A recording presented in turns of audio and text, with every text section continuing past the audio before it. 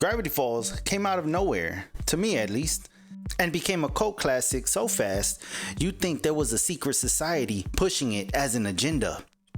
I first heard about it reading an article on a website called Above Top Secret back around 2012. I tried to find the article, but I couldn't even find the website. Or maybe it was BuzzFeed. If I remember correctly, the article talked about the Illuminati and satanic imagery and how this show used it ad nauseum in order to indoctrinate our kids, which piqued my interest. I knew I had to see what all this fuss was about. The same article talked about Lana Del Rey and the bleakness of her song Ultraviolence. One article, two great contributions to media.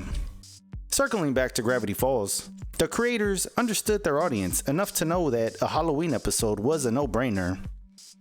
The hurdle to jump was the fact that the entirety of the series takes place in one summer. You don't have to be a six-finger scientist to know that Halloween is a fall event. So how do they get around this? With season 1 episode called Summerween. Its plot is holiday-centric, with the atmosphere and imagery soaking up every pixel of your screen.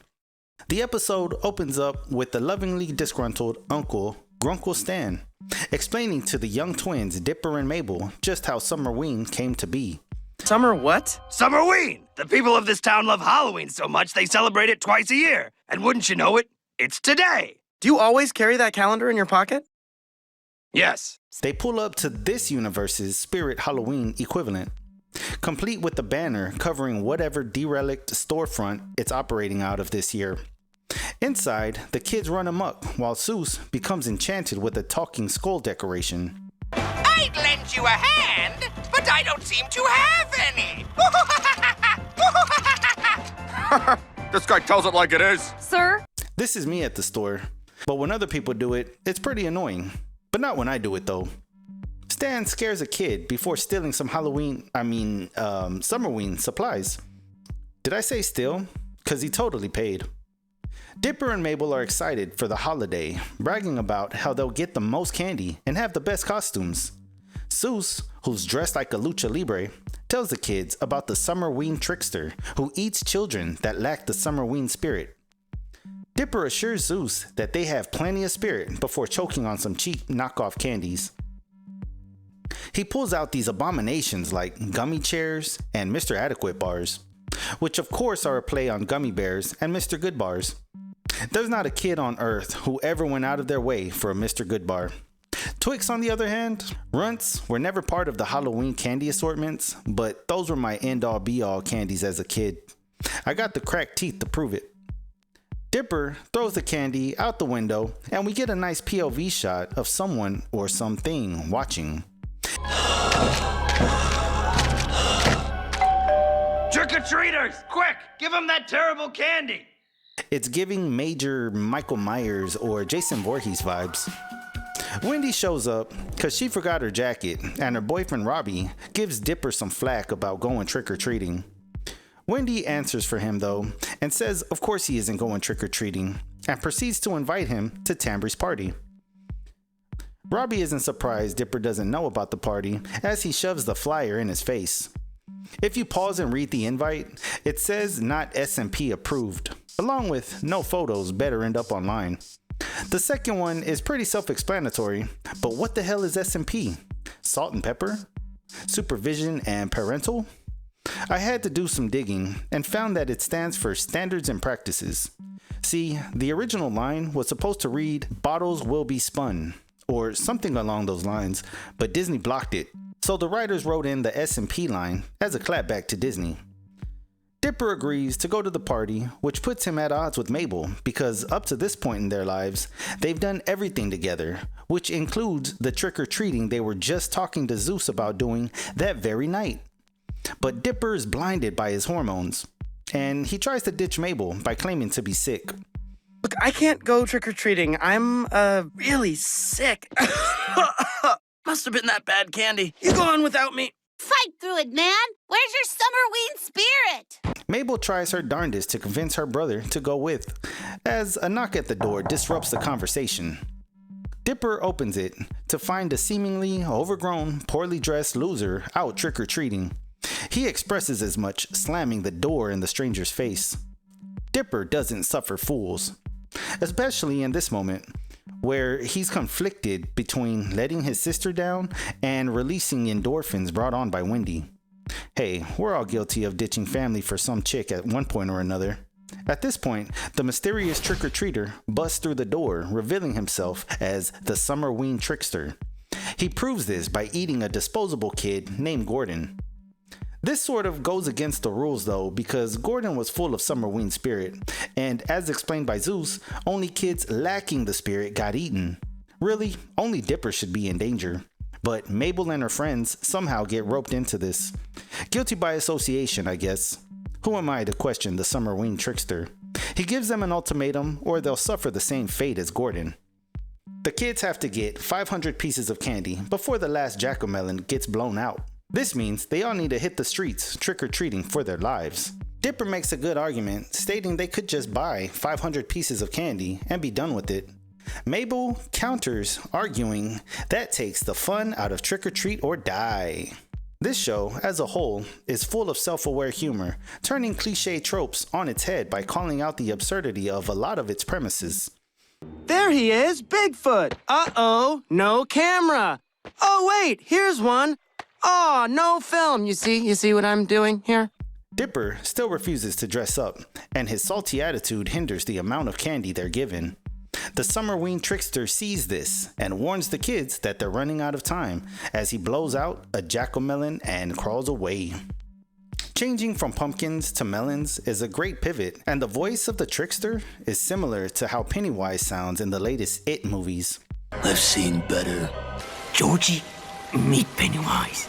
Well, now we ain't strangers anymore. The only way they can increase the candy flow is for Dipper to get into the Summerween spirit and dress up. So he puts on his costume to match Mabel. Together, they become peanut butter and jelly.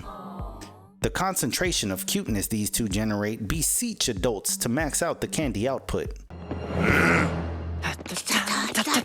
Twins! The whole time this is going on, Grunkle Stan is trying and failing multiple attempting to scare these two kids who are, in all honesty, too big for their britches. The scares Stan employs are actually traumatizing.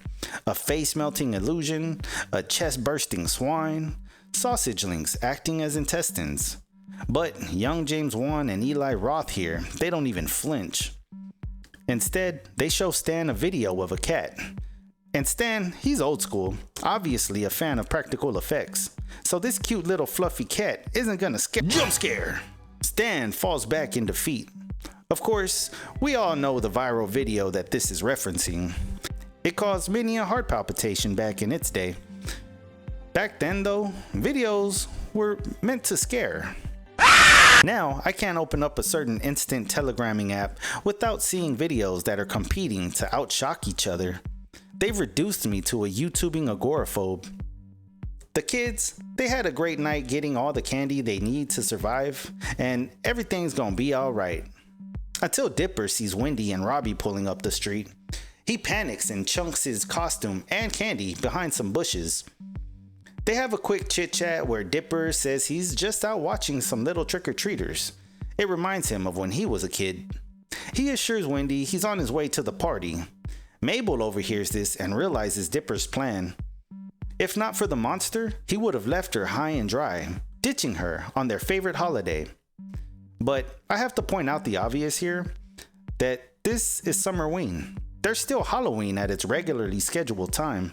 They'll be back home, and Wendy won't be there as a distraction since they're only with Stan for the summer. But for the sake of the story, this is Halloween, and Dipper's feeling too old for this, while Mabel is still trying to enjoy their childhood together. After the confrontation, she notices that the candy's missing. Dipper shows her that he just tossed it behind these bushes, not knowing that there was a cliff on the other side. Seeing that all of the candy is gone, the last of the jack-o'-melons are being blown out, except for one, the last jack-o'-melon held by Old Man McGuckin. The kids manage to get it from him as he McGuckins away. They sigh in relief, inadvertently blowing out the light. Whew, that was close. Uh-oh. What do you know, the trickster shows up to collect the debt. The kids try to get away, but are swiftly snatched up. Just when all seems lost, Zeus shows up, driving through and destroying the trickster in the process. Everything seems to be over. Dipper's excited, but Mabel is still very much hurt, as she can't even look her brother in the eyes. They all get in the car and take off, but not before Zeus does a seatbelt check, because safety first. As they're driving away, we see pieces of trash floating past them. Mabel looks back in terror, seeing that the trickster is reforming and headed their way. It jumps on the car, causing Zeus to crash out, swerving into the Summerween store from the beginning. As they hide, Dipper tries to comfort Mabel. She tells him that she knows they're getting older and didn't realize this was their last time trick-or-treating together. The show deals a lot with this coming-of-age trope where Mabel is trying to maintain her bond with Dipper and Dipper's fighting against it at every step. It hits hard every time. The group decides to disguise themselves in costumes to get past the trickster. It works, or it would have worked if Zeus didn't get distracted by that damn talking skull again. Luckily, it's out of batteries. So Zeus fumbles around opening a new pack of batteries, much to the kids' agitation. He manages to activate the skull, alerting the trickster. There's no escaping this time. The trickster eats Zeus, sealing his fate. The kids avenge him, charging towards the trickster, chopping and hacking at the monster to no avail. With each slash, chunks of its flesh sprinkle onto the kids. Mabel's friend Grenda first notices it tastes like that god-awful saltwater taffy. Please note, I don't know if it's actually bad. Laffy Taffy's pretty good. I would assume they're the same thing. It then reveals itself to be a monster of their own making. I am made of every tossed piece of black licorice, every discarded bar of old chocolate with, like, that white powder stuff on it. You know that stuff? I hate that stuff! No one would eat me. Made from all the unappreciated candy discarded by kids who couldn't have cared less for it. Black licorice, red licorice, it's all nasty unless it's a sour straw. Twizzlers ran one hell of a campaign trying to convince us that it was good. The commercials were always on point, and on more than one occasion, I bought these candies, and I was thoroughly disgusted with myself every time. As they're about to get eaten, Zeus busts out of the trickster's stomach. This weakens the monster. He spews out a colorful array of vomit as he falls to the floor. As it lays dying, guts all spilling out, Zeus asks if anybody wants to partake in the candy. The trickster can't believe someone actually enjoys him. He starts to cry candy corn tears and lets the gang go. It's unclear if this is the end of the trickster, but it's the last that we see of him for the series. We pick up at the Mystery Shack, where young David Cronenberg and Jordan Peele are TPing the property. Afterwards, they decide to go inside, looking for candy. An unsuspecting, defeated Grunkle Stan just wants to wash away the stench of failure. As he drops his towel, the young boys bear witness to what decades of carelessness and schlubbery will do to the human body. Ha! He thought he could scare us. Huh? What's that?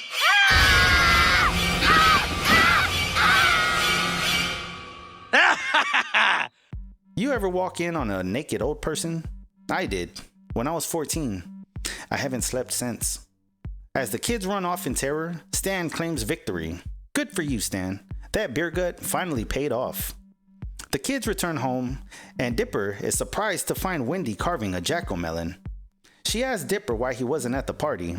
He finally tells her the truth. I was trick-or-treating with my sister. Yeah. The party was lame anyway. Turns out, the party was lame, and Robbie went home sick because he ate a lollipop, stick first. Who's gonna tell her? Wendy, I think you need to know something about your boyfriend. The whole gang proceeds to rip through the candy left behind by young Sam Raimi and Clive Barker, and they watch a cheesy, poorly made monster movie. I don't care how many times this cliche is used, it never gets old. Paranorman uses this in its opening, and it always gets a laugh out of me. I think a good throwback to those drive-in movies that utilize those cheap monster costumes is Crabs. I don't know who the audience is for that movie, but the climax of it just has the juiciest schlock you'll ever witness. I'm a sucker for a good bad movie.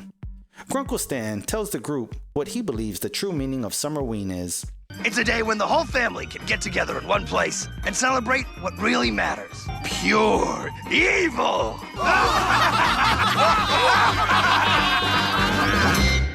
Maybe this is the indoctrination that article was talking about. Either way, I'm here for it.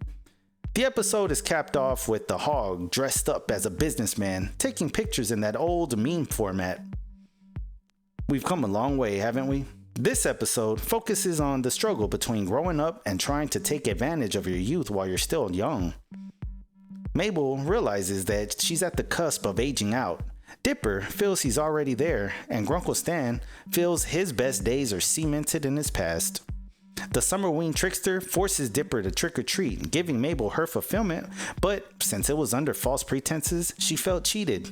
But by the end of the night, Dipper was finally able to admit to Wendy that he was with Mabel. And it goes unsaid, but I think they both ended up happy because they got to trick or treat one last time.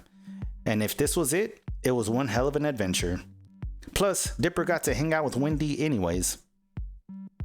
Stan, on the other hand, wasn't able to scare these new kids. In fact, he was scared shitless by a cat video. He's past his prime. But ultimately, it was his body, all natural, that scared these two little punks. So he didn't even have to try. Move over, Joe Dante. We've got a new master of horror. Gravity Falls tells its story in 2 seasons. It never overstays its welcome. The writing is intelligent and never dumbs down any joke or sight gag. In fact, its interdimensional demons later on are actually pretty creepy. If you made it this far, welcome to the 1% Club. Get them thumbs up for me, drop a like, a comment. Let me know what you thought of the Summerween episode. I'll catch you on the flip side. Peace out. Like and subscribe.